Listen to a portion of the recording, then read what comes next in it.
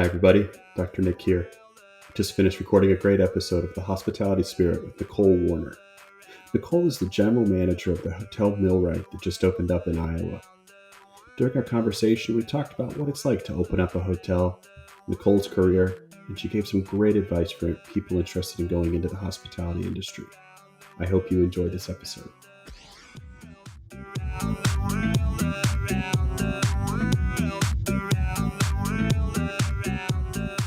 Good afternoon, everybody. Dr. Nick here with DePaul School of Hospitality Leadership. I am here for another exciting episode of the Hospitality Spirit podcast. Today I'm joined by Nicole Warner. Nicole is the general manager at the Hotel Millwright in Iowa and a longtime operations and hospitality director with industry experience in Colorado, Washington, and California. Nicole demands results. At one location, she spearheaded resort improvements that increased rental revenue by 18% and generated $1 million in revenue. Nicole, nice to have you on the Hospitality Spirit today. Thank you, Nick. I appreciate that. It's great to be here. So, Nicole, we always like to start out asking our guests about their current role. So you are the general manager at the Hotel Millwright in Iowa, the newly opened Hotel Millwright. Maybe tell us a little bit about the hotel and what your role is there. Sure. So, general manager of Hotel Millwright in Amana, Iowa. This hotel is a renovated woolen mill that's been in operation since 1855. The Amana colonies are comprised of 7 different small communities that participated in communal living up until the Great Depression, and after that, sort of branched off to become their own society. So there's no local government, um, and it's kind of a self-contained community. Very interesting history. So revitalizing this woolen mill, which used to be the center of industry here in the Amanas, has been an amazing project. We've kept the renovation very closely accurate to the historical makeup and aesthetic of the building. It's really beautiful. The Amana colonies have held on to all of the art and artifacts over the years, and so we've used that to do our decor. And we're hoping that this hotel will sort of attract local travelers, from some of the bigger surrounding cities like Minneapolis and Chicago, Kansas City, St. Louis, to come visit Amana. And it's a great place to visit. That's really cool. So, talk a little bit about what the pre-opening process has been like. I've been fortunate enough, like you, to be able to open up a hotel before, and it's like an experience. it's not like a normal day-to-day life working in a hotel. There's a lot of challenges. What has that experience been like for you opening up the hotel? Sure.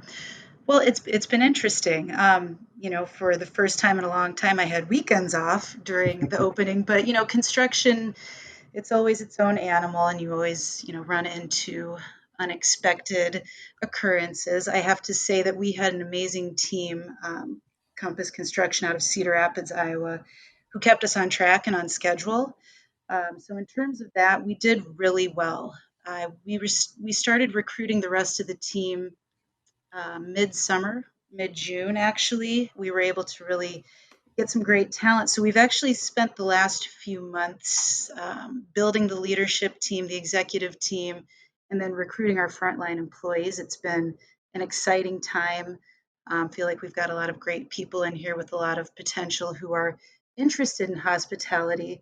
Iowa doesn't have a lot of resorts per se, or higher end hotel or boutique hotel Mhm. experiences for those interested in the industry.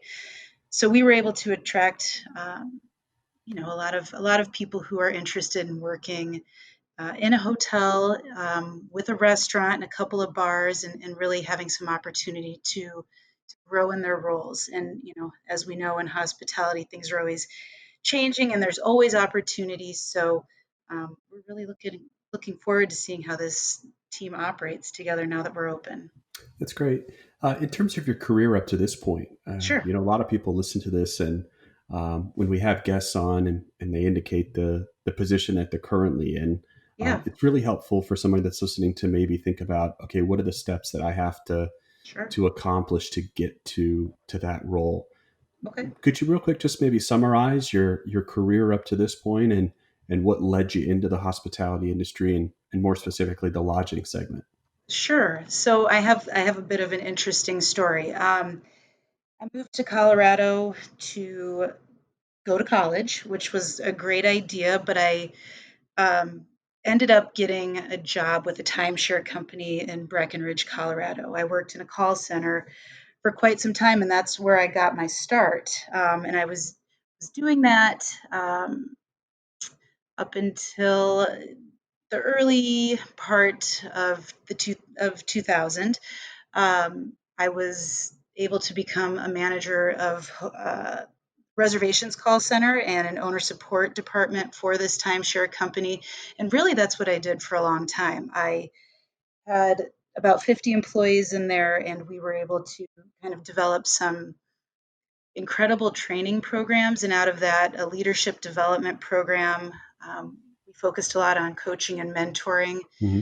Through that, I was able to get involved kind of in the wider industry and network on a national level. And I was never really planning to actually get into operations, but a company in California got a hold of my name, heard some things about me, and so I was recruited to go be a general manager of a resort in Napa, California. Mm. Great experience. There, I learned a lot through that. I was later recruited to be a regional manager for a hotel startup in the Pacific Northwest. Spent some time doing that, but I am an Iowa native, and the occasion arose where I needed to come back to Iowa. Spent some time being a regional director of operations for a company that managed a lot of branded hotels, Mm-hmm. and then was recruited to come be a part of this really special boutique hotel here in Amana. So I've done a lot of, it doesn't sound like I've done a lot of different things, but as a general manager, you wear a lot of hats. And so I've worked the housekeeping side of things, front desk, maintenance, done it all, and it's been amazing. It's interesting, a couple points there. One, I think it really speaks volumes to the fact that the hospitality and tourism industry is one where there's quite a lot of mobility, and in some segments of the economy that might be perceived as a very bad thing, but in reality, people that go into the hotel industry, in your case, it's really not uncommon. So, like Yeah. you, I was in one location and then a couple of years later go to another location, and then you find that you might actually go back to the original location. The sense of mobility is there, and really having that flexibility and being open to moving around is something that will continue to benefit you throughout your career. So I love that you mentioned that. I think also it's like you. When I got out of hotel school, I was really eager to kind of figure out what type of resort I wanted to, or what kind of lodging environment I want to work in, and I narrowed in on the resort, and I really liked the feeling of working at a resort. Most of the guests that I interacted with on a daily basis were leisure as opposed to business. Yeah. There was a sense of tranquility in the evenings and kind of seeing people sit around the fire pit, and for me, I think not working in an urban environment was really kind of a very unique experience. What was it about the resort that drew you as opposed to maybe a large urban hotel like we have here in Chicago? That's exactly what it is. I really do enjoy the leisure traveler. There's so much opportunity to create, kind of a holistic experience for somebody who's coming just to experience the community that you're located in. And I think that's really fun. So, I mean, although we are a hotel here, we are running it more as a resort. And so we're offering a lot of activities programming, things like wine and painting evenings. We have, a historic scavenger hunt. We have our fire pits, like you mentioned, where folks can kind of just enjoy the outdoors. And it is really tranquil here. The Amana colonies are set in 27,000 acres, and it's, there is no industry right here. It's very peaceful, a lot of farmland, some rolling hills, beautiful trees, and in a cute little kind of themed town with boutique shops. And our restaurant here it's a unique restaurant for the area. A lot of the other local restaurants offer more of the historic German cuisine, but we're doing something a bit more modern. And so we're really trying to curate an experience for those leisure travelers that are looking to experience the Amana colonies from both a historic and a modern perspective. Yeah. So you say that this was a renovation. Yes, So the physical structure was already there. it was. But I imagine with the opening of this hotel, a lot of what you had to do in your role was relationship building with the local community. Because when people are going to come and stay at your hotel, they're also going to go and really immerse themselves into the cultural aspect Yes. of the community. What was that process like, and what are some of the things that if somebody was listening and they were going to do something similar, that some points of advice that you might give them? I think it's important. Well, I mean, being that we're in hospitality, that outgoing personality comes naturally to us, but really feet on the ground, getting out in the community, introducing. I went out and introduced myself to a lot of the local businesses, obviously, and have built relationships. Gaining an understanding of what the community has to offer travelers has been very important in getting to know the local businesses. Um, because this is such a close knit community, we all really do work well together and partner with each other. We have a local brewery, Millstream Brewery, right across the street. And so, they're actually coming over this afternoon to have a little Oktoberfest event with us. Oh, that sounds great. Yeah, it is Jamie, what are that we doing in time. Chicago? Let's hop in the car. It is that time. The woolen mill that operates still out of here, their sewing room is next door, and we sell their blankets in our gift shop. So that's been really nice. We'll be carrying a lot of the general store products in our market as well. And so getting that word out, showing that we're here to partner with the local businesses, and as much as we're trying to generate business for ourselves, we want to do that as a partnership with them so that everybody's benefiting. And that's kind of the point of the hotel overall, is to revitalize this community and bring in business for everyone. Hmm. Hmm. Hmm. Have you had to work a lot with the convention and visitors bureaus and surrounding counties, or up in Minneapolis or Chicago? What does that kind of outreach and engagement look like? We are actually just starting that process right now. And so our marketing can't, I don't know if it was necessarily because we weren't exactly sure how close to schedule we were going to stay with our opening, but we were pretty fortunate to be right on target. So we're starting that right now. But locally, our visitors bureau has been very helpful. They host a lot of weekend events here, and so we've made sure that we're on the calendar for everything coming up. But now that we're open and fully operational, we expect to launch some pretty comprehensive campaigns. So, in terms of the opening, are you kind of thinking with this because it's a relatively new product in the marketplace? Are you kind of Mhm. envisioning a soft opening, or are you just kind of going full bore, just going to do a all rooms open, all rooms for Yeah, sale? What's your strategy in terms of easing your team into the process? I can speak to that. So we opened our doors last Friday. We were not selling to the public. We had 3 wedding blocks that were booked that occupied a good majority of our rooms. Um, that was our soft opening. We hosted some local Amana folks for a soft opening in our restaurant and bar. But this weekend is Oktoberfest. Traditionally, it's the biggest weekend in Amana. Hmm. The goal was to have all rooms open. We do have all rooms open, and we're looking at being fully occupied actually every weekend this month. Our restaurant just opened for lunch today. We were looking pretty good out there. So, I mean, what we were able to do leading into the opening with training and building that confidence in the team was really helpful because we do have all of our rooms opening and we are full bore. And I think, that says a lot about my executive team and their leadership, and how they have helped everyone to feel competent and confident in what we're doing.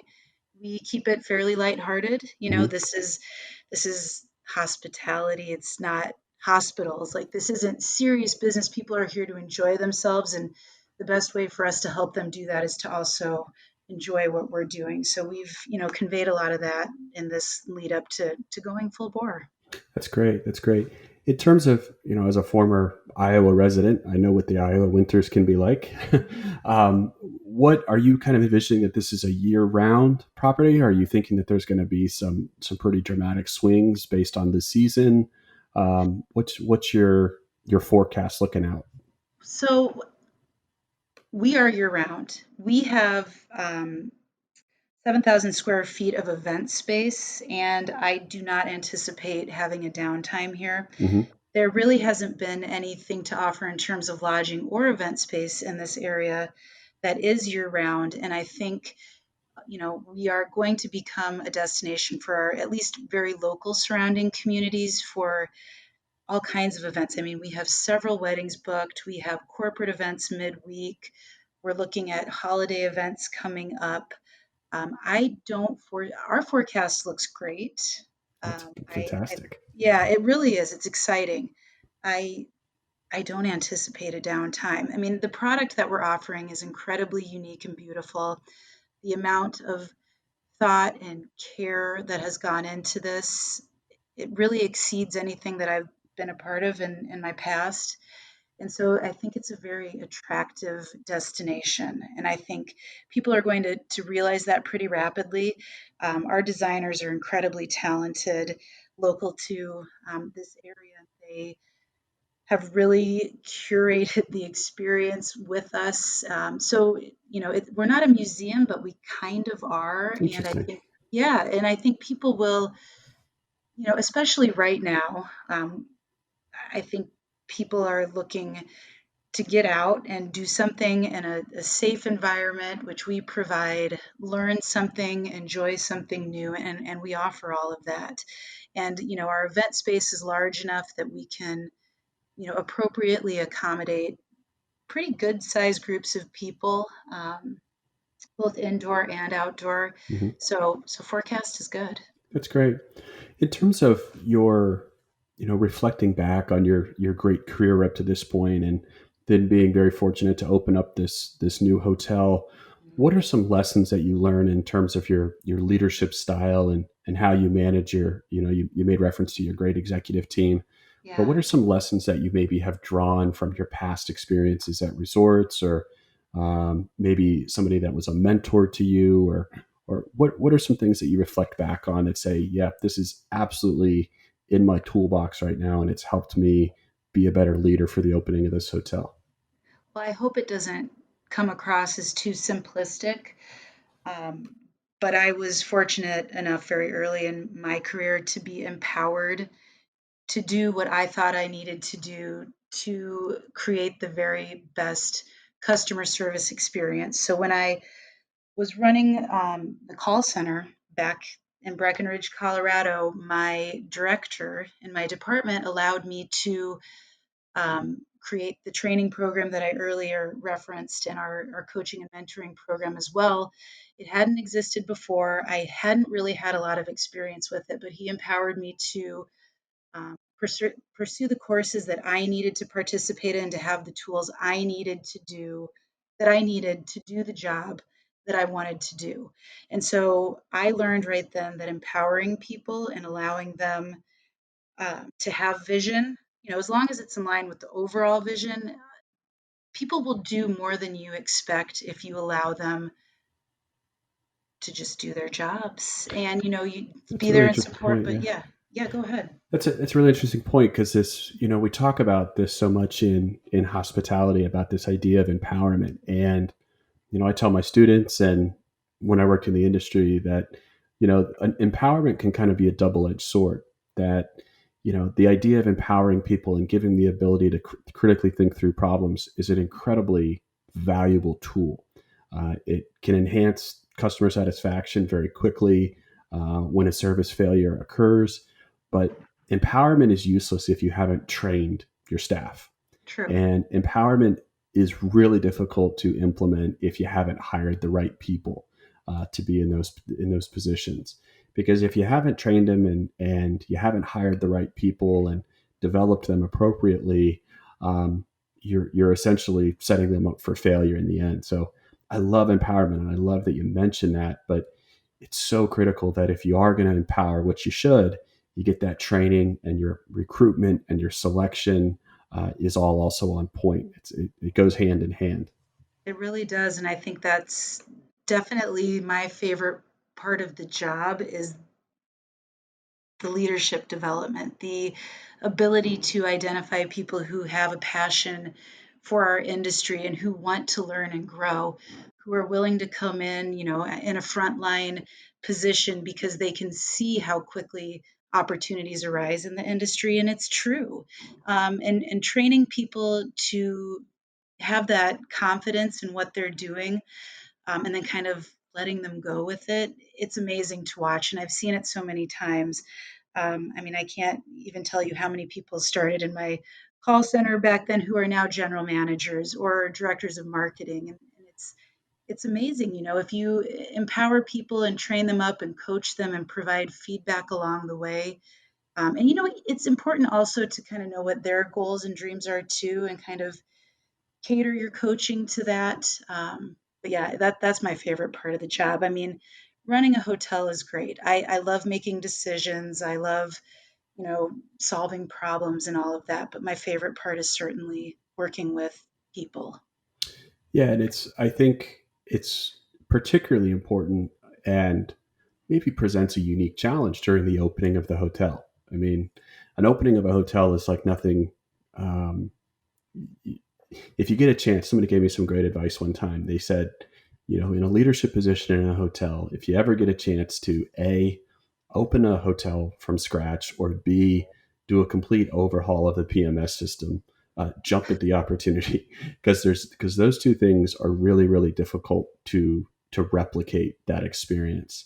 But this idea of training during the opening of a hotel is so important. I mean, not only is this a product that hasn't necessarily been tested, but it's a product that the internal customer, your employees, aren't necessarily familiar with. Yeah, So everyone from management all the way down to those frontline employees are seeing and experiencing things for the first time, and in some cases, that training means that you're seeing failures for the first time.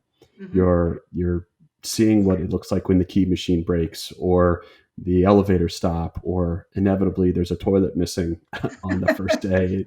For some reason, toilets just seem to disappear at the opening of a hotel. Who knows why? Um, well, we know why, but it doesn't stop it from happening. right. Um, so, I mean, during that opening process, all the challenges that you would face in a normal hotel are almost magnified That's and true. exponentially increased. Yeah, it's very true. It is really great though to kind of to discover it all together and learn it all together, to know the ins and outs and the odds and ends of the hotel as a team. It was exciting, people who are working in our restaurant or at the front desk or in housekeeping. I think the greatest part was that we all got to be together at one time, for a couple weeks where it wasn't, one person's at the desk, the housekeepers are here, and the restaurant's operating on their own. It was all of us together, working toward a common goal, really sitting down and going through some of that customer service training piece and putting items in rooms and running around the hotel together as a team. So that was unique and really special. And you can't replicate that because once the hotel is open, it's open all the time, and it's almost impossible to get everybody at one time in a room just focused kind of on each other and that Mhm. training and what it's going to look like and talking big picture vision together. So it was unique and very special. So we've talked about the opening of a hotel is hectic, it's frantic, it's like drinking from a fire hose. But now that you're kind of settled into, the hotel's open last Friday, Yeah. congratulations again. Now you're going to be really starting to welcome guests from all over the country, and Yeah. particularly those local markets. How are you, Nicole, kind of managing that work-life balance that we talk so much in, that this is a 24/7, 365, and particularly, the buck stops with you as general manager of this hotel. But that doesn't mean that you can work 24/7, 365. What Right. advice would you give to somebody that's just starting out in this career, maybe already is in the industry and they're looking to take on that senior leadership level position, but they're like, I need to have balance for myself. How do you seek that out in your life? I can definitely speak to that. So, I think there are definitely seasons in life and seasons in a career. I have definitely been in positions where I have to be available every minute of every day because it's almost impossible to predict what the next challenge or opportunity will be. For example, when I was in Napa, California, I dealt with the North Bay fires. I dealt with record flooding, evacuating resorts, like things where I had to be available every minute. Um, and I don't regret that experience. I definitely appreciate what I learned from that. But at this point in my life and my career, balance is incredibly important. And so I think I talked about my rock star executive team, and the ability to learn how to empower people to own problems and situations.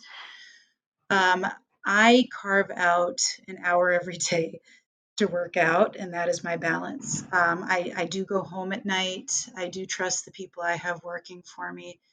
It hasn't always been that way. I mean, I haven't always had the luxury I currently have, and I am comfortable with that now. Mhm. I Not everybody is as fortunate as I am to be working for a management company who's allowed me to build a large enough staff where I don't have to be on all the time, but I don't think it hurts anybody in this industry to experience that at some point. I Mhm. mean, I think we all probably should know what it's like to be at that point in your career where you have to be there for your people. But right now, I feel good. Mhm.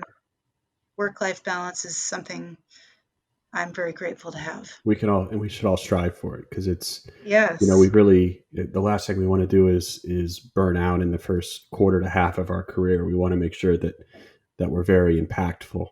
I'm Yes. curious with where you're located and the different places that you worked, whether it's Breckenridge, Napa, Pacific Northwest. The hospitality industry and particularly the lodging segment is constantly evolving. It's constantly changing. You've got disruptors coming in from all directions at this point. One of the questions that I've really liked to ask, and I'm going to pose to you lately, is Nicole, how are you staying kind of on top of all the changes and the trends? How are you getting your news? How are you kind of looking at the industry as a whole right now to help make decisions at the individual property level for you? What are the tools that you're using right now to stay on top of everything? That's a great question. Where do I get my news? I am pretty locally minded at this point. I see the need out there, I guess, and I don't want to talk too much about this in particular, but we're at a point in time where people are a little bit stir crazy, I think, Hmm. and they have been home more than they have been in the past, and people want to get out, and that's the sense I'm getting, especially in this area. Um, I think, I'm making decisions based on what I'm seeing locally, and I'm, Hmm. I'm seeing people just dying to get outside. And Sure. so we're working really hard to target kind of those looking for this experience of the Amana colonies, kind of the historical, and yet we kind of bring this fun, funky perspective to it. Um, Very locally minded though right now, just kind Hmm. of trying to build um, interest in these surrounding communities Sure. as to what we have to offer. I mean, I see people milling about the Amana colonies, and people are actually just coming to our hotel to walk the halls to Hmm.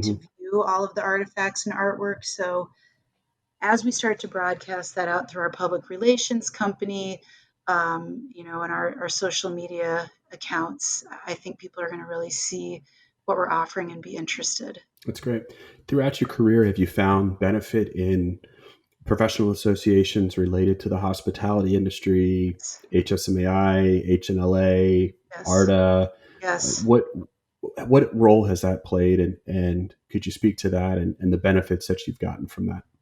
Sure. AHLA was very important to me early in my career. I was able to take courses through them for professional hospitality department trainer. They offered a course specific to timeshare that I participated in. ARDA, American Resort Development Association, which is the trade association for timeshare, Mhm. um, was very impactful on my career, and I'll be forever grateful to the company that allowed me to be a part of that. I went through their LEAPS leadership um, training program where I had the opportunity to work alongside a lot of C-suite type of members of the industry. In networking nationwide, I know people in every state. That's been very helpful when Mhm. I've needed to reach out for mentorship or advice. Um, Getting involved in associations offers a lot of educational and development opportunities. And I know not everybody gets that, but Mhm. I'll be forever grateful that, somebody kind of took a chance on me when I was answering phones in a call center and made me a manager and let me do what I thought would be best to build a team. And yeah, it's been a good career. That's great. And I think, I talk a lot to students and I talk a lot to, recent graduates who are now alums, and they say, how do I get out there and how do I get my name out there and kind of create my brand? And, sure, getting in the trenches and starting to work right away is one thing, but also looking at those professional associations, whether it's Yes, development opportunities or it literally is just building your network. It is networking. literally just meeting people who have common professional interests. It will pay dividends in the long run. And the reality of it is even if you're in a small town in Iowa or a big city like Chicago, there are people that are more than likely involved in those associations, and you can get involved in those as well. So I love It's the fact that you true. found benefit in those, and that you're an advocate for those. I Well, am very much. Like I said, I know people everywhere, and it's funny, how small our industry is. I don't think a day goes by where I don't talk to somebody who knows where I've worked in my career or somebody that I know in common in the industry. And I mean, I think networking is so important in what we do. It helps for your own personal career. It helps for you to promote, the career that you're currently in, or the hotel that you're in, or the company that you're working for, or the brand or whatever. But that networking piece um, has been so important to me on a that, personal and professional level. that's great. Well, Nicole Warner, you are the general manager of the newly opened Hotel Millwright in Iowa. Thanks so much for being on the podcast today. Thanks, Nick. I appreciate it. Every day is a holiday.